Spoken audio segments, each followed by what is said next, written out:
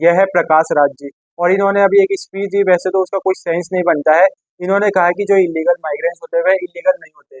और साथ ही इन्होंने ये कहा कि धरती पर कोई भी अगर माइग्रेट करना चाहता है, एक जगह से दूसरी जगह जाना चाहता है, तो वह नेचुरली जा सकता है, वह इलीगल नहीं कहलाता। अगर ऐसा है तो किसी भी देश में बॉर्डर ही नहीं होना चाहिए, और जितनी भी सीमाएं उनको तोड़ देना चाहिए, और जितने भी लोग हैं दूसरे देश के उनको एंट्री कर देनी चाहिए। साथ ही भारत के जितने भी डॉक्यूमेंट्स हैं, आधार कार्ड, पैन कार्ड, वो सब लागू कर देने चाहिए उन लोगों के लिए, और उनको शरण देनी चाहिए। और बिना सोचे समझे ऐसी स्पीच दे देते हैं, यहाँ तक कि जो छोटा देश है उसकी भी कोई ना कोई बॉर्डर सीमा होती है और सिक्योरिटी फोर्स लगाई जाती है। इस तरह तो फिर किसी सिक्योरिटी फोर्स का कोई काम ही नहीं रह जाएगा। और इन्होंने तो यह भी कह दिया था कि जो गाजा में युद्ध हो रहा है वह मोदी जी के द्वारा हो रहा है। अगर ऐसा हो रहा है तो जो सरकार भारत के अंदर स्कीम्स लाई जा रही है और जो अच्छे काम करे जा रही है, तो उसके ऊपर क्यों नहीं बोलते।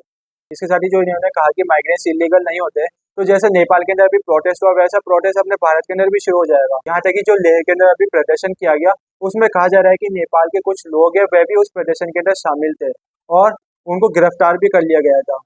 और जिस हिसाब से उन्होंने कहा, उस बात का तो कोई सेंस बनता भी नहीं है।